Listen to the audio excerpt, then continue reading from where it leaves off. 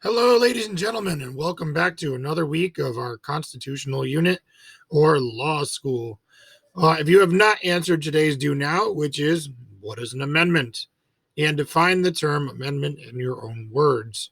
If you have not answered the question, pause the video and please go answer it for attendance purposes.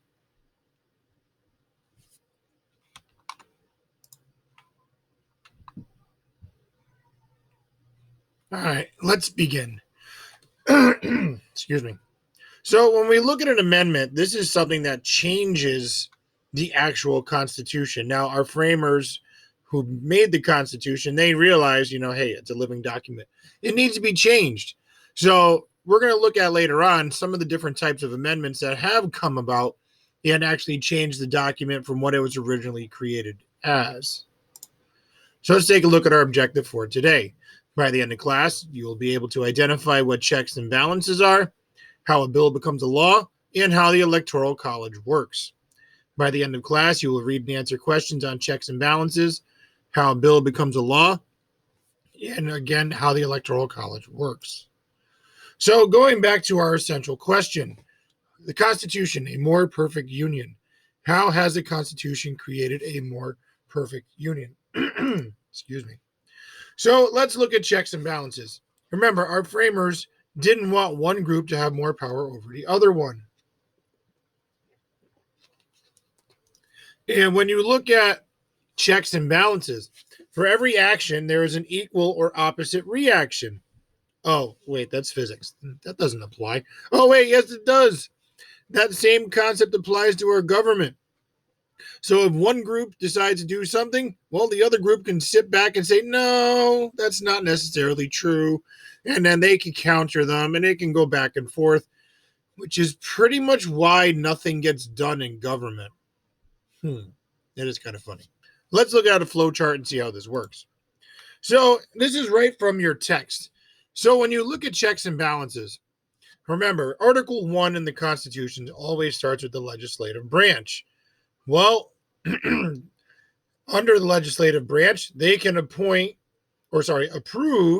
Supreme Court justices. They can veto any bills from the president.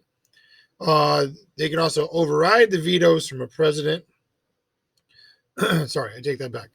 They can override vetoes from the president, and they can approve Supreme Court justices, and yada, yada. So if you look at this flow chart, anything in red is what they can do to balance the other group. So it's all a matter of perspective. So if let's just say Congress, they finally pass a bill, they try to make it a law, they send it to the president. The president says no. They send it back to Congress. So then Congress overrides the president with a majority. How much majority? You need to figure that out today. And then it becomes a law. Well, wait a minute. You got our little guys over here with the judicial branch. If it's deemed unconstitutional, then it goes right back to Congress to be fixed. So again, they all balance each other. So what I want you to do is you're going to watch a quick video on checks and balances. Watch this video. So you can pause my video to watch this video on checks and balances. Excellent. Now that you've seen the flow chart, again, this is just review from the other day. You've watched a video on checks and balances. I will give you about 10 minutes to go and fill in a graphic organizer. Well, what is a graphic organizer? It looks like this. It's loading. Not that graphic organizer. Not yet, at least. So here you have a graphic organizer. It says bill becomes a law, checks and balances, Electoral College. So the first part is on checks and balances. You are going to use the word legislative, executive, judicial. And you have to put it in one of these lines to say how one group checks or balances the other. Once you've completed that, go back to your PowerPoint. Now let's take a look at our second topic. Excuse me, something's stuck in my throat today. How does a bill become a law? Well, what is a bill? A bill is basically an idea that a congressman or congresswoman comes up with. And ultimately, then it gets discussed, then it gets thrown into some committees, then they vote, then it goes to the House to be voted on, or whatever. Why are these things important? Well, constituents usually ask for things to get passed, so it helps their day-to-day life. You're a constituent. Your parents are constituents. These are people that the congressmen represent or congresswomen. If, for whatever reason, a law does get passed and it needs to be changed, well, then that's the whole point of an amendment. An amendment is to change something. But who creates these bills? Who creates the law? Well, it's your congressmen or women that ultimately create them. And here's a flow chart that outlines all of this. Now, you could zoom in on this, not from the PowerPoint presentation piece, but if you're in a regular screen, you could just click the zoom button and you could see the flow chart a little bit better. I've also put this flow chart in your Google Doc. So let's take a minute and take a look at how a bill becomes a law. I always like this video. It's great to learn, 'cause knowledge is power. Keep schoolhouse running, the tip on the block of your favorite schoolhouse. I'm just a bill.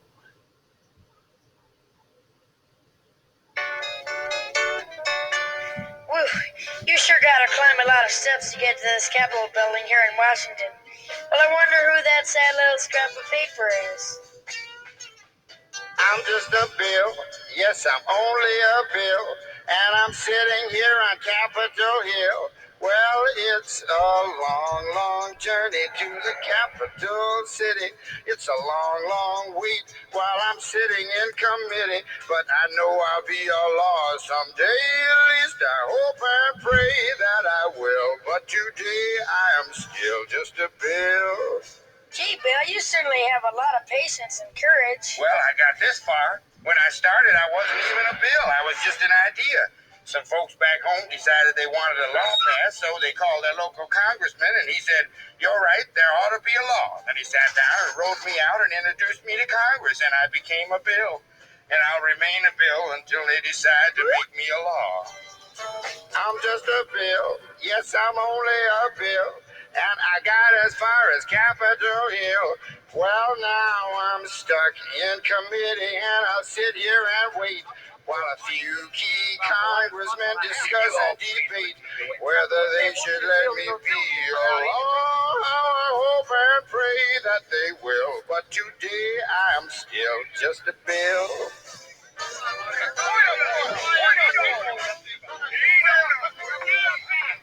Listen to those congressmen arguing.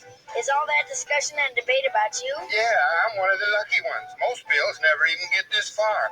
I hope they decide to report on me favorably, otherwise I may die. Die? Yeah, die in committee. Oh, but it looks like I'm going to live. Now I go to the House of Representatives and they vote on me. If they vote yes, what happens? Then I go to the Senate and the whole thing starts all over again. Oh, no. Oh, yes. I'm just a bill. Yes, I'm only a bill. And if they vote for me on Capitol Hill, well, then I'm off to the White House where I'll wait in our line with a lot of other bills for the president to sign. And if he signs me, then I'll be a law. I hope and pray that he will. But today I am still just a bill. You mean even if the whole Congress says you should be a law, the president can still say no? Yes, that's called a veto. If the president vetoes me, I have to go back to Congress and they vote on me again, and by that time you're so By old. that time, it's very unlikely that you become a law. It's not easy to become a law, is it? No, but how I hope and pray that I will. But today I am still just a bill. Besides you, Bill, now you're a law. Oh, yes. So now that you've seen how a bill becomes a law, well, let's go back to the graphic organizer and take a look. As you scroll down, that's past checks and balances. Here you have how a bill becomes a law. What I'd like you to do is number these 1 to 8. Start with number 1, and you have to go with number 8. You have to put these in order. Obviously, they're not in order. Otherwise, I wouldn't ask you to do that. So take about 10 minutes. I don't even think you'll need that. And number them 1 to 8. So you can pause the video here so you can go answer those 8 questions.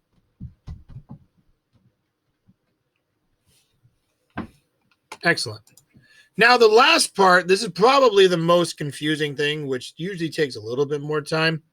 And our government has this weird thing that was developed because our founding fathers, our framers of the Constitution didn't want to deal with the fact of slavery. So they came up with something called the Electoral College. And really, if you look at how the Electoral College is structured, you have 2 senators. That's fine. Then you have your number of representatives. If you take the number of representatives in each state and you add that to the number of senators in that state, that gives you the number of Electoral College votes.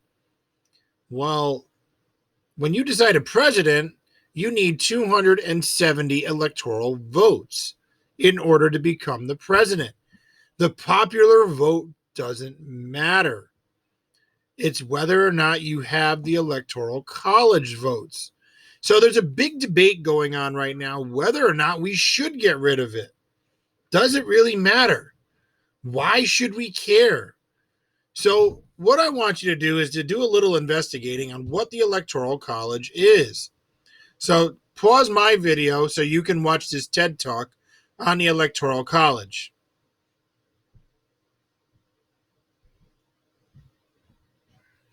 All right, so now that you've taken a look at the TED Talk and learned a little bit more about the Electoral College, I've given you some slides on the previous 2000 election, and I've also asked you to look at the previous 2016 election. So when you look at today, here are some slides outlining what the Electoral College is and how many electoral votes each state gets. So if you look at Connecticut, we have 7 electoral votes. Well, all these blues and reds, that's typically how most states vote. But in this previous election, Donald Trump actually got other states like Michigan and other states that are typically blue, he turned them red. He turned them Republican. What I want you to do is go through this slideshow. There's a lot of information and statistics. So it's a lot of comparative analysis of politics. So I want you to take a few minutes, look at this slide, and I want you to answer the questions based on the slides. So here we go. So here are some questions based on the slides. Today, a candidate must win how many votes? So again, looking at the slideshow. So they go in order, answer these questions, and then the final question of today is in 2 paragraphs, 5 to 7 sentences each. Explain whether you believe the Electoral College should continue to be used or be done away with. Use evidence to support your claim. It's a question. Other than that, ladies and gentlemen, it's quite a bit of information for today. Again, if you get stuck or you have any questions, just feel free to reach out to me. And good luck with all of this. And don't forget about our guest speaker on Wednesday. I'll talk to you later and have a good one.